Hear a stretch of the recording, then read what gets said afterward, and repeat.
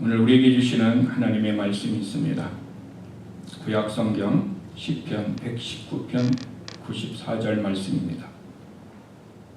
우리 다 함께 시편 119편 94절 하나님의 말씀을 합독할 때 하나님의 말씀을 듣겠습니다. 나는 주의 것이오니 나를 구원하소서. 내가 주의 법도들만을 찾았나이다. 아멘. 저는 오늘 시편 119편 94절의 말씀을 가지고 인생의 주어를 잃지 말라라는 제목으로 함께 말씀을 나누겠습니다. 제가 아침에 교회에 와서 기도를 하는데 제 마음속에 이런 생각이 왔습니다. 제가 초등학교 5학년 때부터 예수님을 믿고 신앙생활을 이제까지 해왔는데 신학을 하기 전까지의 저의 신앙생활과 신학 이후의 저의 신앙생활이 많이 달라졌다라는 것을 제가 알았습니다. 신학을 하기 이전까지 신앙생활은 철저하게 성령님이 제 마음을 이렇게 계속 잡아다녔어요. 자꾸 교회에서 잡아다니는 거예요. 그래서 교회를 자꾸 가게 하고, 때로는 어떤 교회가 어떤 행사나 봉사가 있으면은 봉사와 헌신이 내 마음을 잡아당기니까 어떤 봉사나 어떤 헌신이든지 내 몸을 아끼지 않고 이렇게 헌신을 했습니다. 그때 그런 충성이 있었고 기쁨이 있었고 그런 오래 참음과 그런 성령의 열매들이 제 삶 속에 충만히 있었습니다. 그런데 한 가지 제게 고민이 있었어요. 그것은 그렇게 열심히 하고 그렇게 신앙생활하는데 내 마음 한구석 어딘가 뭔가가 좀 허전한 것이 있었어요. 정말 허전한 것이 있었는데 저는 이것이 무엇인지를 알지 못했습니다. 왜 내가 이렇게 기쁘고 즐거운데 집에 가고 내가 또 학교를 가고 직장 생활을 하면 왜 내 마음이 허전할까라는 이 문제가 영적인 공허함, 영적인 아픔, 영적인 어떤 문제라는 것을 저는 알지를 못했습니다. 그런데 신학을 하면서 제 마음속에 하나님의 말씀이 이렇게 들어오기 시작했어요. 하나님의 말씀이 들어오면서 내 마음속에 쌓이면서 점점 무엇이 없어졌냐면은 공허함이 없어졌어요.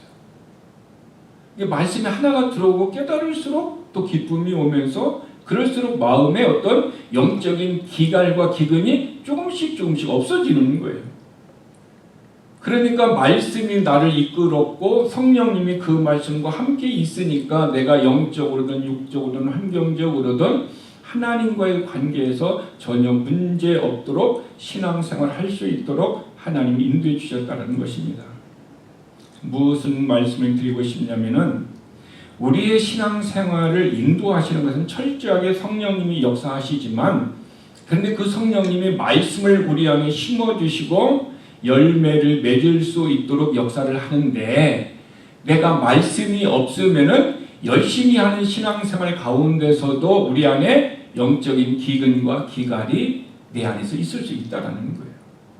그래서 예배를 드릴 때 내가 어떤 말을 할 때 교회에 올 때도 하나님의 말씀이 기억되어지고 그 말씀이 내 마음을 이렇게 에너지로 움직이고 그 말씀에 의해서 내가 앉고 일어서고 먹고 마시고 행하면은 그때만큼만은 우리의 삶이 어떤 부분에 대해서도 후회가 없는 삶이에요. 그런데 때로는 내 감정에 의해서 살고 때로는 환경에 의해서 내가 어쩔 수 없이 그 일을 하고 나면은 할 때는 좋은 것 같지만 그 일을 마치고 난 다음에는 마음에 왠지 모르게 허전함이 있고 어떤 때는 그 일을 한 것을 후회함이 있다는 것입니다.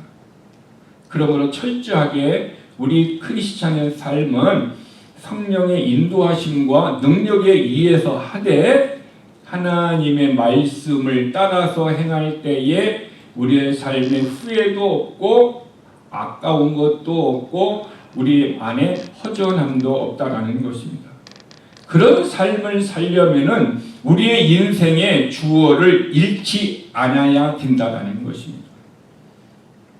여러분, 주어를 잃지 않는다라는 단어는 내 인생의 주어가 무엇인가라는 것을 우리가 알아야 되고 그 믿음을 가지고 살아야 된다라는 것입니다.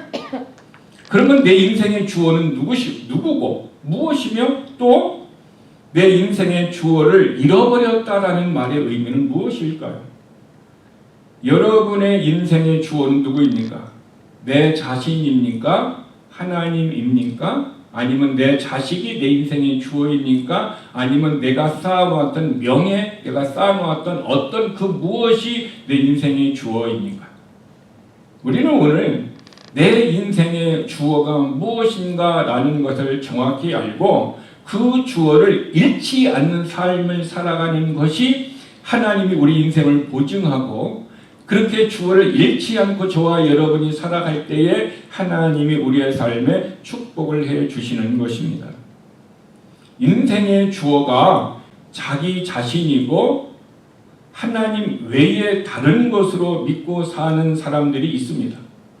근데 어떤 사람은 인생의 주어가 오직 하나님이다라고 믿고 사는 사람들이 있습니다. 인생의 주어가 내 자신이다라고 믿고 사는 사람들은 그 사람은 크리스찬이 아닙니다. 그 사람은 성령에 의해 그의 영이 거듭나지 않았기 때문에 하나님의 자녀가 되지 않았기 때문에 그의 삶은 항상 자기 중심으로 자기 생각으로 자기가 원하는 대로 인생을 살아가고 있습니다. 그러나 성령으로 말미암아 어떤 사람의 영이 본어게인 거듭나서 구원받은 사람이 있다면은 그 사람은 크리스찬이고 크리스찬은 인생의 주어가 이제 누구로 바뀌었습니까? 하나님으로 바뀌었다라는 거예요. 그러므로 크리스찬은 인생의 주어가 항상 하나님 중심, 예수님 중심, 성령님 중심으로 살아가는 사람이 그것이 우리의 인생의 주어가 되는 것입니다. 제가 청년 때는 잘 몰랐는데 제가 신앙이 성숙하면서 깨달은 것이 교회 안에는 세 종류의 사람이 있다는 것을 알았습니다. 첫 번째 사람은 거듭나지 않았어요. 구원받지 않았어요. 그럼에도 불구하고 교회에서 열심히 어떻게 해요? 봉사도 하고 헌신도 하고 주일 예배도 빠지지 않고 열심히 합니다. 구원받았지 않았음에도 불구하고 어떤 때는 구원받은 사람보다도 더 열심히 헌신하는 사람들이 있습니다. 두 번째는 구원받은 사람이 있습니다. 그의 영이 성령으로 거듭났습니다.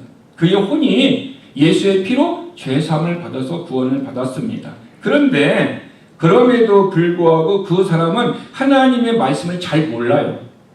잘 모르기 때문에 항상 어떻게 하면 신앙생활이 능력이 없이 때로는 넘어지고 때로는 일어나고 때로는 쓰러지고 좌절됐다가 또 일어나는 이런 연약한 모습으로 살아가는 성도가 있습니다.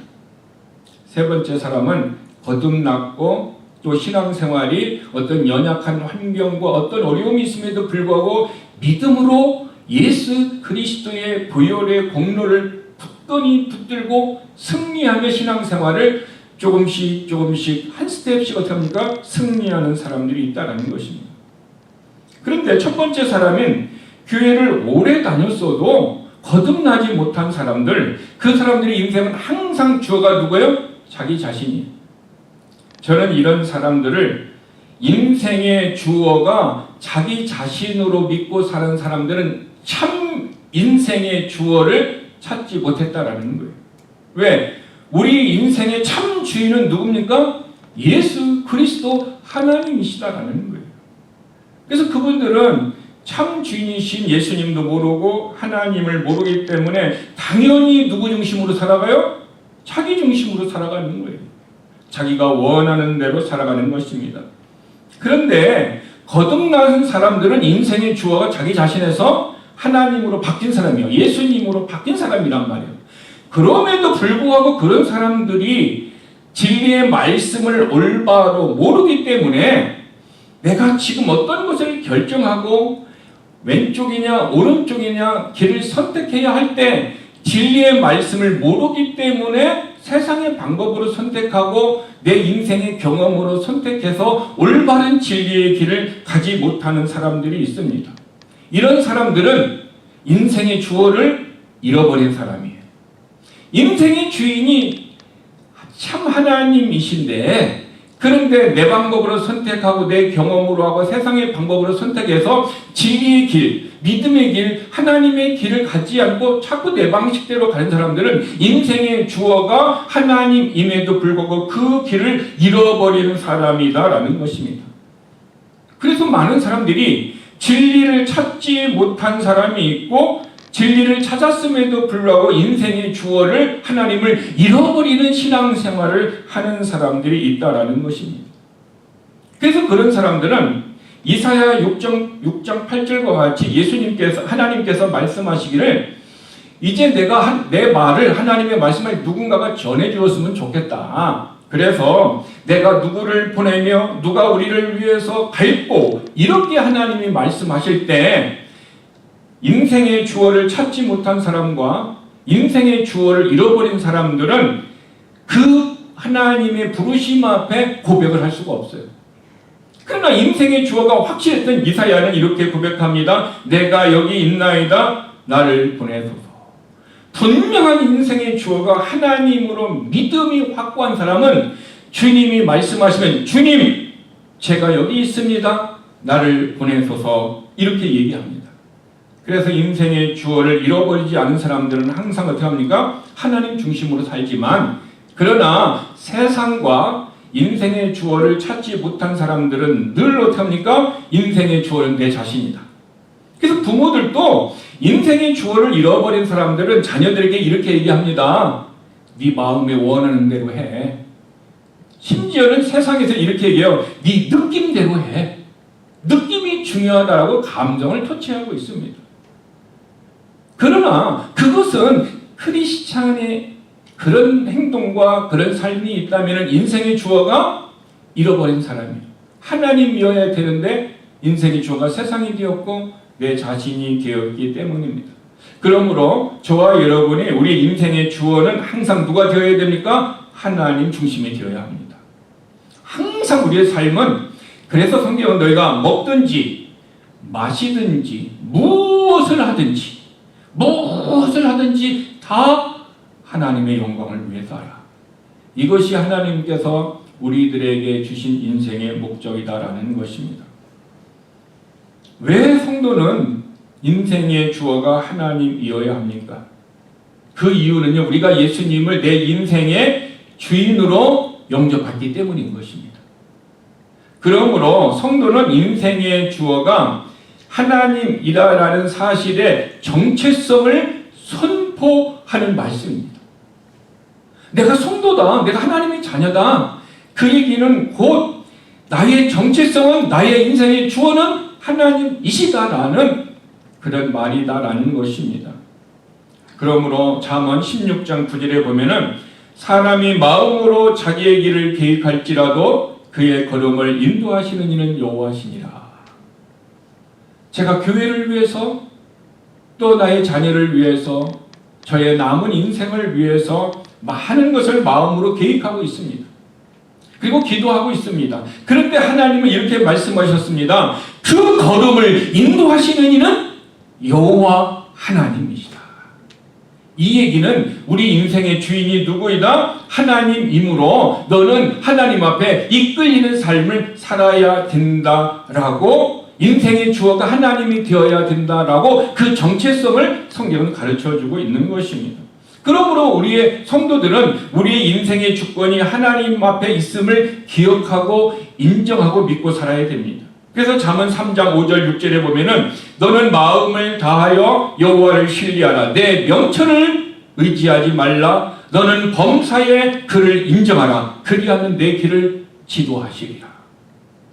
우리 교회의 길과 우리의 비즈니스와 우리의 자녀들과 우리의 삶의 그 모든 것들을 우리를 신뢰하고 세상을 신뢰할 것이 아니라 오직 하나님만 신뢰하고 우리의 명철을 의지하지 말고 오직 하나님만 인정하고 나갈 때 하나님이 우리 교회와 우리의 자녀들과 우리의 비즈니스와 우리 인생의 삶을 인도하신다라는 것입니다. 그러므로 저와 여러분들은 우리 이 교회의, 우리 인생의, 우리 자녀들의 이 우주 만물의 주인은 하나님이시기 때문에 하나님을 인정하고 믿고 살아갈 때 하나님께서 역사해 주신다라는 것입니다. 저는 예수님을 처음 믿을 때 내가 예수님을 믿으면 내 인생의 주인이 하나님이다 라는 사실을 몰랐습니다. 그리고 내가 예수님을 믿으면은 내 인생의 주인을 나의 자리에서 하나님으로 양보해야 된다라는 것을 저는 알지를 못했습니다. 그리고 예수를 믿고 나서 성경 공부를 하면서 내 인생의 주인이 하나님이다라는 것을 알았습니다. 그런데 내 인생의 주인이 나였고 다시 예수를 믿어서도 하나님 중심으로 인생의 주인이 바뀌는 데는 많은 시간들이 걸립니다. 계속해서 나를 부인하고 내 생각을 버리고 내 계획보다는 하나님의 계획, 하나님의 뜻을 우선순위로 두고 살아가는 그 일에는 많은 시험이 있었고 많은 방해들이, 어려움들이 제 인생 가운데 있었습니다. 그럼에도 불구하고 우리는 내 인생의 주인을 누구로 고백하면서 살아야 됩니까? 하나님임을 고백하면서 살아야 됩니다. 그러면은 내 인생의 주인이 하나님으로 인정하고 살 수 있도록 누가 우리를 그렇게 만들었습니까? 고린도전서 12장 3절은 우리가 예수님을 인생의 주인으로 고백하고 오직 하나님이 내 인생의 주인이다라는 사실을 누가 그렇게 만들었는지 그 답을 주고 있습니다. 또 성령으로 아니고서는 누구든지 예수를 주라 할 수 없다. 그러니까 성령님이 내 안에서 역사를 하셔서 나를 구원하시는 순간 내가 어떻게요? 예수님을 내 인생의 주인이다 라고 고백할 수 있도록 나를 변화시켜 주시고 나의 영을 거듭나게 하시고 내게 죄사함을 주시고 내게 새로운 인생을 허락해 주셨다라는 것입니다. 믿으십니까? 그래서 스가랴서 4장 6절에서는 사람의 힘으로 되지 아니하고 사람의 어떤 능력으로 되는 것이 아니라 오직 나의 영으로 오직 성령으로 된다라고 우리에게 가르쳐주고 있습니다. 그러므로 나의 나된 것은 다 하나님의 은혜다라고 고백할 수 있었던 바울과 같이 우리들도 오늘의 모습으로 인도하고 오늘의 모습으로 성숙할 수 있도록 도우신 분은 다 하나님의 능력임을 믿으시길 바랍니다. 그런데 교회를 오래 다녀도 예수님을 믿지 않고 교회를 오래 다니면서 직분이 가진 사람이 있습니다. 심지어는 예수님을 믿지 않는 목사님들도 수두룩하게 많이 있습니다. 예수님을 믿지 않는 성도들도 많이 있습니다. 그런데 그들이 겉모습으로는 예수는 주, 예수는 하나님이다 라고 고백을 입술로는 하지만 진짜 그 마음으로 예수님이 내 인생의 주인이고 이제 내 계획을 포기하고 하나님의 뜻대로 가야 되고 내 마음보다는 하나님의 마음에 의해서 살아가야 된다라고 들었기도 하고 그런 말은 하지만 그런 삶을 살지 못하는 이유가 있습니다. 그 이유는 그들 안에 성령의 역사가 없기 때문입니다. 성령의 역사는 누구만 있어요? 예수 그리스도를 믿은 하나님의 자녀들에게만 성령님이 역사해 주는 거예요. 그러므로 오늘 저와 여러분이 예배를 통해서 하나님 앞에 영광을 돌리고 나의 아픔과 나의 힘듦과 어려움을 하나님 앞에 알려드려서 하나님으로부터 문제를 해결받고 힘든 어려운 이 아픔과 이 환경들을 해결하는 그런 믿음을 가지고 하나님 앞에 나올 수 있도록 우리가 예배를 드린다라면 그 사람의 마음은 누가 만들어준 거예요? 성령님, 하나님께서 우리의 마음을 인도해 주신 것입니다. 그 순간은 우리의 인생의 주인이 누구의 모습으로 오늘 왔습니까? 하나님이 우리 인생의 주인으로 우리의 인생의 주인을 우리는 잃지 않고 하나님 앞에 왔다라는 것입니다. 그래서 인생의 주인이 하나님인 사람들은 이렇게 신앙 고백을 합니다. 로마서 14장 7절에서 8절입니다. 우리 중에 누구든지 성령으로 예수님을 믿은 사람들, 성령으로 예수를 주라 고백한 사람들 누구든지 자기를 위하여 사는 자가 없고 자기를 위하여 죽는 자도 없도다. 우리가 살아도 주를 위해서 살고 죽어도 주를 위해서 죽나니 그러므로 사나 죽으나 우리가 주의 것이로다. 철저하게 성령님이 아니고서는 이런 고백도 할 수 없고 성령의 능력이 아니고서는 이런 삶을 살 수도 없다라는 것입니다. 그러므로 저와 여러분 속에는 누가 성령님이 계시고 성령님이 우리로 하여금 믿음의 정체성을 가지고 역사하시고 있다라는 것입니다. 그럼에도 불구하고 저와 여러분의 삶이 가끔 우리 인생의 주인을 잃어버릴 때가 있습니다. 그 이유는 무엇일까요? 신앙생활은 두 종류의 신앙생활이 있습니다. 하나는요, 능동태적인 신앙생활이 있고요. 하나는 수동태의 신앙생활이 있어요. 능동태의 신앙생활은 무엇이냐면은 하나님의 일을 할 때 누구의 힘으로 하는 거예요? 내 힘으로, 내 능력으로, 내가 가진 것으로 하나님의 일을 하려고 하는 것이 능동태의 신앙생활이에요. 그러나 수동태의 신앙생활은 하나님의 힘으로, 하나님의 능력으로, 하나님의 역사하심으로 신앙생활을 하는 것이 수동태의 신앙생활을 하는 것입니다. 그런데 제가 제 신앙생활의 과거의 모습을 보면은 능동태적인 신앙생활이 많이 있어요. 내 힘으로 하려고 하고 내 능력으로 하려고 하고 신앙의 주체가 누구였어요? 내 자신이었어. 그래서 내가 아니면은 안 된다라는 거예요. 내가 아니면은 꼭 문제가 생긴다고 하고 내가 안 되면 일이 안 이루어진다고 나 중심적인 이런 모습으로 저의 모습이 있었습니다. 이것은 신앙생활의 핵심이 하나님의 은혜나 하나님의 섭리가 아니라 내 노력이나 내 의지가 되는 것입니다. 이런 신앙생활은요, 거래적인 신앙생활, 하나님 앞에 거래하는 신앙생활이에요. 거래하는 신앙생활이란 내가 이만큼 하나님 앞에 노력하고 이만큼 했으니 하나님이 이제 나에게 어떤 보상을 주셔야 됩니다 라는 신앙생활이에요. 그래서 그런 사람들은, 능동태적 신앙생활하는 사람들은 뭔가가 좀 하나님이 축복해 주시면 감사합니다 하고 신앙이 약간 엎드지만 때로는 내가 원하고 계획하고 기도한 대로 응답이 되지 않고 삶이 곤고하고 힘도 알고 어려우면요, 그 사람들은 어떻게 합니까? 내가 뭘 잘못했지? 내 삶에 어떤 문제가 있지? 하면서 삶의 고통과 아픔을 느끼고 있어요. 왜? 내 인생의 주체를 누가 끌고 가려고 했기 때문에 그래요? 내가 끌고 가려고 했기 때문에 내 인생도 내가 책임져야 되고 교회도 내가 책임져야 되고 내 자녀 인생도 내가 책임져야 되고 모든 것이 내 힘으로 책임지려고 하는 것이 있기 때문에 그렇게 되지 않으면 불안한 거예요. 그래서 이것이 세상에서 원하는 방식, 세상에는 항상 뭡니까? give and take예요. 줘야만이 받을 수 있어요. 근데 그 수동태적 신앙생활은 내 힘으로 하는 것이 아닙니다. 내 인생의 주인의 자리에 누가 계신 겁니까? 예수님이 계신 거예요. 하나님이 계신 거예요. 그래서 내 인생의 주인의 자리에 늘 하나님이 계시기 때문에 나는 하나님의 역사하심과 하나님의 가르치심과 하나님의 인도하심에 내가 어떻게 합니까?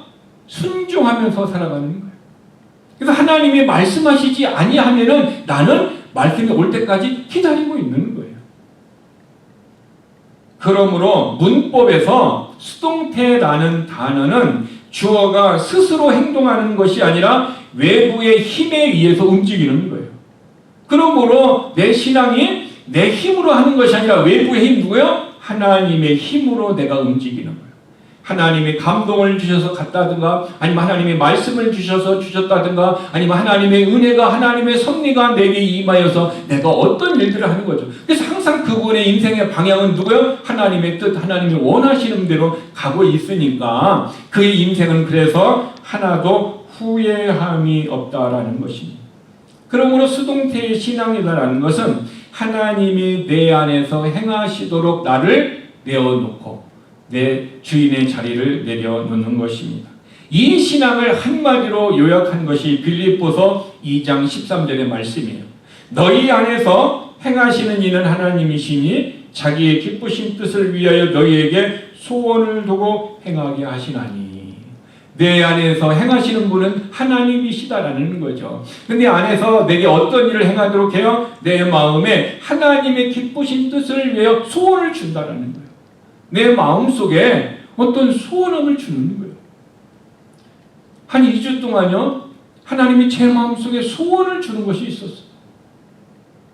이상하게 기도를 하면요, 그 사람에게 밥을 한번 사주라라는 그런 소원이 와요.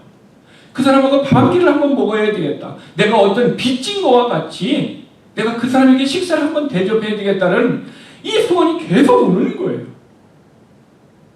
그래서 그것이 내가 만든 소원인가, 하나님이 정말 내 안에서 빌립보서 2장 13절과 같이 하나님께서 그 일을 행하시는가, 그리고 하나님이 그 일을 행하신다면 어떻게 합니까? 그런 소원을 주셨다면 하나님께서 행하시도록 우리를 역사하여 주십니다.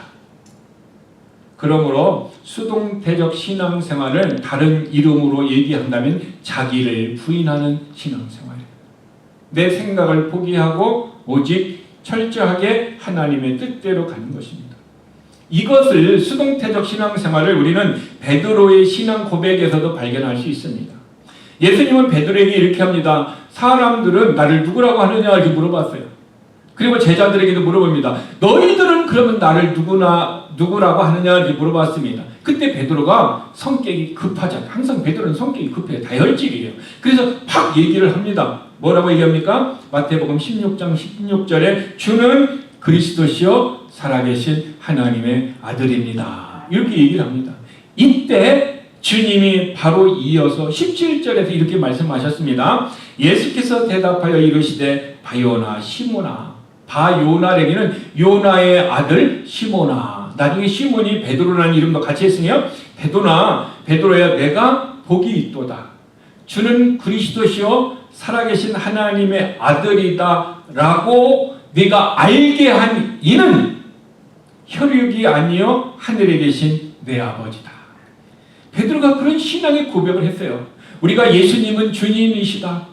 예수님은 우리를 구원하신 분이다. 하나님은 우리 교회를 책임지시며 하나님은 우리의 자녀들을 책임지시며 하나님은 우리의 남은 인생을 역사할 것이다 라고 우리가 알고 신앙 고백한다라는 것은 내가 하는 것이 아니라 하나님이 알게 하시고 하나님이 우리 안에 믿음을 주셔서 하게 한 것이다 라고 주님이 말씀하셨다라는 것입니다. 이것이 뭐냐면은 바로 내가 스스로 능력에 의해서 내 지식에 의해서 안 것이 아니라 하나님에 의해서 알게 됨을 당했다라는 거예요. 알게 됨을 당했다. 하나님이 내 안에 역사를 해서 내가 그렇게 했다. 이것이 베드로의 수동태의 신앙의 고백인 것입니다.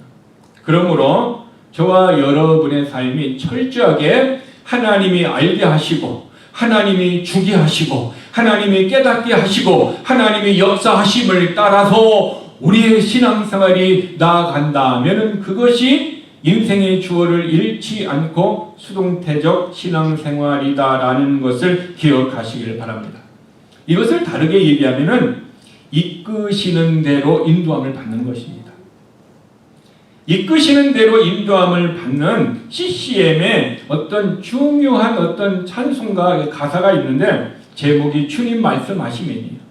이 가사 내용이 철저하게 인생의 주인을 잃지 않고 주어를 잃지 않고 하나님 중심으로 행하는 이런 베드로와 같은 수동체적 신앙생활의 고백이 있습니다. 제가 가사를 읽어드리겠습니다. 주님 말씀하시면 내가 나아가리다. 주님이 말씀하면 간다라는 거예요. 그 얘기는 주님이 말씀하시지 않으면 나는 지금 주님이 말씀을 기다리겠다라는 거예요. 그리고 주님이 말씀하시지 않으면 나는 그 길을 가지 않겠다라는 거예요. 주님이 말씀하셔서 그 길을 간다. 제가 목사가 된 것이요, 저는 주님이 저를 불렀기 때문에 목사가 돼요. 때로는 이것이 너무 힘든 연단 과정이 제 삶 가운데 있었기 때문에 제가 중간에 이것을 포기하고 싶을 정도로 제가 힘들고 어려운 시간들이 있었습니다. 그때 포기하지 않도록 주님이 제게 주신 말씀이 이사야서 43장 1절 말씀이에요. 너무 힘들어서 새벽 기도를 마치고 1시간 동안 무릎을 꿇고 그냥 있었어요. 그냥 있었어요. 너무 힘들어서. 그런데 갑자기 1시간 정도 이렇게 묵상하고 있을 때 순간적으로 성령님께서 제 말씀을 짠 하고 기억나게 해주셨어요. 기억나게 해주신 말씀이 이사야 43장 1절 말씀입니다. 두려워 말라. 내가 너를 지명하여 불렀나니 너는 내 것이다. 이 말씀이 기억나면서 주님이 제 마음을 깨달음을 주시고 이 말씀이 제 마음속에 쑥 들어오는 순간 제가 엉엉엉엉 울면서 1시간 이상은 교회 안에 아무도 없었으니까 혼자만 엉엉 울었습니다. 콧물 흘리면서 울고 난 다음에 여전히 환경도 힘들고 여전히 교회에 어려움도 있고 여전히 아픔들이 있음에도 불구하고 그 아픔 가운데서 제 마음은 어때요? 기쁘고 즐겁고 두려움이 떠나가고 하나님이 나를 부르셨기 때문에 내 인생은 두려움이 없다. 고난과 아픔과 역경과 가난이 내 앞에 있을지라도 내가 가는 길을 나는 멈추지 않겠다. 주님이 앞서서 일하시면 난 그 주님을 따라요. 이런 신앙의 결단과 이런 위로와 이런 삶이 제 가운데 있었기 때문에 제가 오늘 이 자리까지 왔을 수 있었던 것입니다. 그래서 주님이 말씀하시면 내가 가리라. 주님 뜻이 아니면 내가 멈춰 서리라. 나의 가고 서는 것 주님 뜻에 있으니 오 주님 나를 이끄소서. 뜻하신 그곳에 나 있기 원합니다. 이끄시는 대로 순종하며 살리니 연약한 내 영혼 통하여 일하소서. 주님 나라와 그 뜻을 위하여 철저하게 인생의 주어를 잃지 않고 철저하게 인생의 주어가 하나님의 신앙의 고백으로 살기를 원하는 고백이요. 또 하나는 이런 삶이었기 때문에 감사함으로 다시 하나님 앞에 재헌신하는 고백이기도 합니다. 오늘 우리들이 이 찬양을 많이 불렀으면 좋겠습니다. 그래서 바울도 인생의 주어를 잃지 않고 그가 신앙에 성숙했을 때 이렇게 얘기합니다. 살아도 주를 위하여 죽어도 주를 위하여. 이런 수동태적인 신앙생활의 절정 최고의 봉이 뭡니까? 바로 살아도 죽어도 오직 주를 위하여. 그러므로 저와 여러분이 때로는 인생의 소유권이 내 자신으로 우리는 넘어질 때가 있습니다. 때로는 그것 때문에 힘들어하고 때로는 그것 때문에 우리의 삶이 눈물을 흘릴 때가 있습니다. 그때마다 우리는 오늘 본문 시편 119편 94절의 말씀과 같이 나는 주의 것이오니 이렇게 신앙 고백을 하는 믿음이 우리 안에 있으면 좋겠습니다. 나는 주의 것이오니 이 얘기는 무슨 의미를 갖느냐면은 이제 나는 내 것이 아니라 누구의 것이다? 예수님 것이다. 하나님 것이다. 그러니 누가 책임져야 된다? 내 인생을 하나님이 책임져야 된다는 신앙 고백이에요. 그래서 나는 주의 것이오니 주여 나를 구원하소서 이렇게 신앙의 고백을 하시는 것입니다.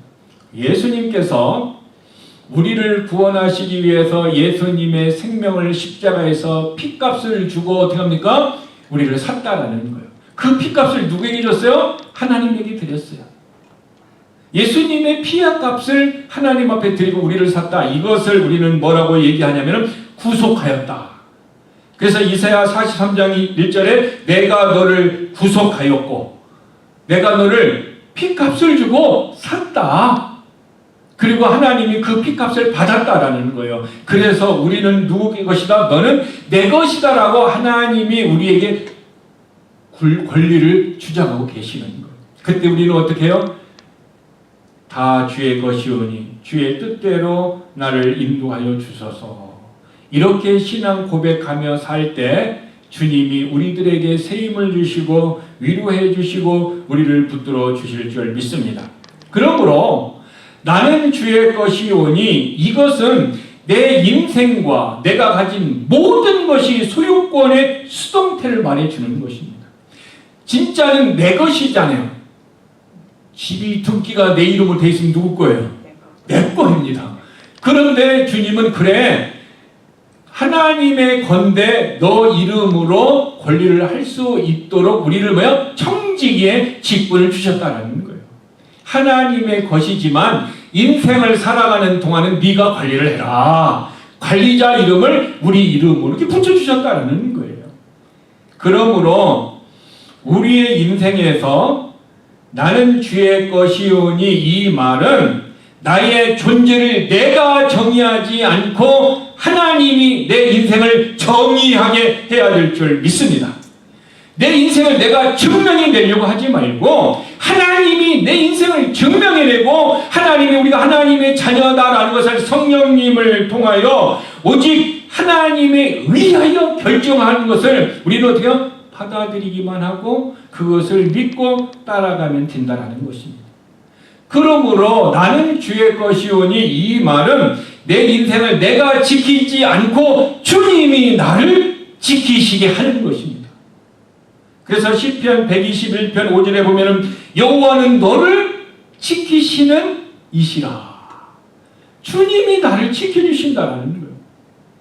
이 말씀이 우리 가운데 믿음으로 오고 이 말씀과 믿음이 결합되어지는 순간 우리 교회도 주님의 것이고 우리의 인생도 주님의 것이고 우리의 자녀도 주님의 것이라면 주님이 우리 교회도 지키시고 주님이 우리도 지키시고 우리의 자녀도 지켜주실 줄 믿습니다.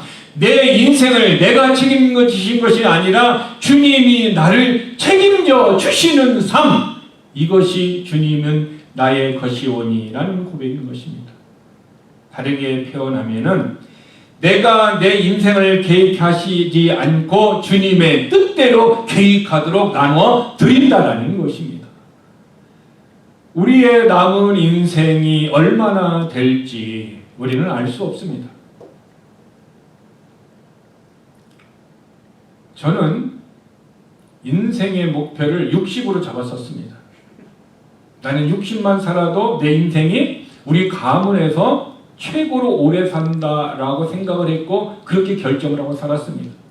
그런데 60이 넘었어요. 그러니까 제 마음속에 새로운 목표가 생겼어요. 그래서 새로운 목표를 저는 75로 잡았습니다. 내가 75까지는 살 수 있겠지. 그러면 남은 인생이 지금 10년 조금 남았는데 이 인생을 내가 주님을 위해서 교회를 위해서 어떻게 살아야 될까? 내가 계획하는 것이 아니라 내가 계획을 세울지라도 그 걸음을 인도하시는 누구예요? 여호와 하나님이기 때문에 하나님 이 20년의 인생을 성령의 감동과 하나님의 말씀을 통해 내게 깨달음을 주시고 내가 인도하심을 주신다면 철저하게 내 계획이 아니라 하나님의 계획에 의해서 살고 싶습니다. 이 얘기는 어떤 의미를 담고 있냐면은 여러분 붓이 있다면은 붓은 스스로 무엇을 그립니까? 못 그립니까? 못 그려요. 사람의 손에 붙들려야만이 어떻게 합니까? 그림을 그려지는 당함을 당하는 거예요. 내가 아무리 좋은 만년필 펜이 있어도요 스스로 글을 쓰지 못합니다. 어떻게요? 사람에 의해서 쓰임을 당하게 되는 것입니다. 즉 저와 여러분이 내 인생의 주인이 하나님이라도 믿고 나는 주의 것이오니라는 이런 수동태적 신앙생활을 하기를 결정하면은 하나님이 우리 교회를 붙드시고 하나님이 우리 자신을 인도하여 주시고 하나님이 우리의 자녀를 어떻게 합니까? 인도하여 주실 줄 믿습니다. 철저하게 하나님이 우리를 여기까지 인도해 주셨다라고 우리의 믿음이 있다면 남은 인생도 하나님이 인도하여 주실 줄 믿습니다. 그러므로 우리는 내 인생의 문장에서 나라는 주어를 과감하게 지워버리고 나라는 주어에 오직 예수님 하나님을 넣으시고 하나님의 뜻에 의해서 살아갈 수 있는 우리들이 되었으면 좋겠습니다. 정말로 내 뜻과 내 계획과 내가 성취하려는 능동태의 삶은 때로는 성취되지 않으면 우리에게 항상 낙심하고 좌절과 고통만 우리에게 있습니다. 우리는 이제까지 그런 인생을 너무나 많이 경험을 했습니다. 그러므로 그것을 경험삼아 이제부터라도 어떻게 철저하게 수동태적인 하나님 중심 하나님의 인도하심을 따라 살 수 있도록 하나님의 도움을 구하면은 하나님이 역사하여 주실 줄 믿습니다. 그래서 주님은 구하라 주실 것이요 찾으라 찾게 하실 것이요 두드리면 열리게 한다라고 약속해 주셨으므로 저와 여러분이 철저하게 내 인생을 우리의 교회를 우리가 책임지는 것이 아니라 하나님이 책임지게 하시고 하나님이 일하게 하시고 하나님께서 계획하시고 성취하실 수 있도록 오늘 우리는 말씀을 따라 순종하며 한 걸음 한 걸음 나아가 마지막 우리 인생이 끝나고 주님 앞에 섰을 때 주님께서 우리를 향하여 말씀하시기를 착하고 충성된 종아, 내가 작은 일에 신실하였으므로 내가 너에게 많은 것을 주리라 라는 이런 고백을 들을 수 있는 저와 여러분, 우리 모두가 이런 축복의 자리에 설 수 있기를 예수님의 이름으로 축복합니다. 기도하겠습니다. 나는 주의 것이오니 이 고백 안에는 나의 존재를 내가 정의하지 않고 주인이 정의하시는 것입니다.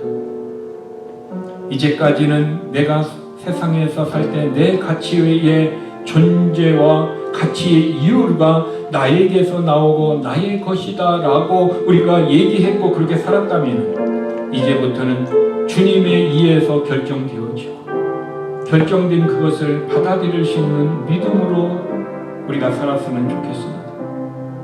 나는 주의 것이오니 이는 내가 나를 지키지 않고 주이신 하나님이 나를 책임지시고 우리 교회를 책임지시고 우리의 자녀를 책임지신다 라는 하나님의 선언입니다. 그러므로 우리는 주님이 주어가 되어서 내 인생의 소유주가 되신 하나님께서 우리의 교회와 우리 자신과 우리의 자녀들을 하나님 앞에 맡기고 살아가시는 이런 믿음의 역사가 우리 안에서 일어나고 그 열매의 결과가 우리 안에 풍성하기를 위하여 우리 다 함께 하나님 앞에 간절히 기도하는 시간을 가졌으면 좋겠습니다. 다 같이 기도하겠습니다. 큰 집에는 금그릇과 은그릇뿐만 아니라 나무 그릇과 질그릇도 있어 주님이 귀하게 쓰는 그릇도 있고 천하게 쓰는 그릇도 있다. 누구든지 이런 것에서 자기를 깨끗하게 하면 귀히 쓰는 그릇이 되어 거룩하고 주인의 쓰심에 합당하다라고 하셨습니다. 하나님, 주님이 우리 교회를 써주시옵소서. 우리 교회 성도들을 써주시고 우리 교회 성도들의 자녀들을 주님이 써주시옵소서. 그러므로 이제까지 가졌던 우리의 생각과 우리 마음에서 내 인생의 문장에서 나라는 주어를 과감히 벗어버릴 수 있는 이런 믿음이 우리 안에서 역사하여 주옵소서. 내 건강, 내 미래, 내 비전, 내 고집을 지키려 하지 말고 주님이 주인이 되어 주셔서 우리를 다스려 주시고 인도하시고 역사하여 주셔서 오직 주님의 뜻 가운데서 회복되고 치유되고 주님의 쓰심에 합당한 교회, 주님의 쓰심에 합당한 그런 성도가 되도록 하나님 도와 주시옵소서. 하나님, 나는 주의 것이오니 우리 교회는 주의 것이오니 주님, 나를 구원하시고 우리의 교회를 구원하여 주시옵소서. 그리고 주님이 주신 은혜로 주님이 주신 말씀을 따라서 믿음으로 은혜로 긍휼로 축복으로 살아가는 우리 모든 성도가 되도록 하나님 도와 주시옵소서. 하나님, 오늘 예배자로 하나님 앞에 나올 때에 10의 1조로 주일헌금으로 또 감사헌금으로 하나님 앞에 드립니다. 우리 마음의 소원의 기도의 제목을 하나님 앞에 드립니다. 이삭과 같이 내 몸이 산 제사로 하나님 앞에 드려집니다. 주님 받아주시옵소서. 그래서 우리들에게 연약한 육신이 있는 우리들에게 다시 육신을 강하게 하시고 치료하여 주시고 역사하여 주시옵소서. 어려운 환경이 있는 자에게 그 환경을 하나님 회복시켜 주시고 다시 은혜 안에 축복의 환경으로 만들어 주시옵소서. 힘들고 지치고 나약한 마음에 있는 우리들에게 다시 회복과 은혜와 소망을 도와여 주시옵소서. 물질의 고통과 아픔 속에 없게 하여 주시옵소서. 환경의 어떤 어려움 속에 빠지지 않도록 도와주시옵소서. 오직 하나님의 은혜와 하늘의 축복과 주님이 주신 믿음으로 말미암아 승리하며 감사하며 하나님 앞에 영광 돌리는 그런 복된 삶을 살 수 있는 하나님의 자녀들이 되도록 하나님 축복하여 주시옵소서. 예수님의 이름으로 기도드렸습니다.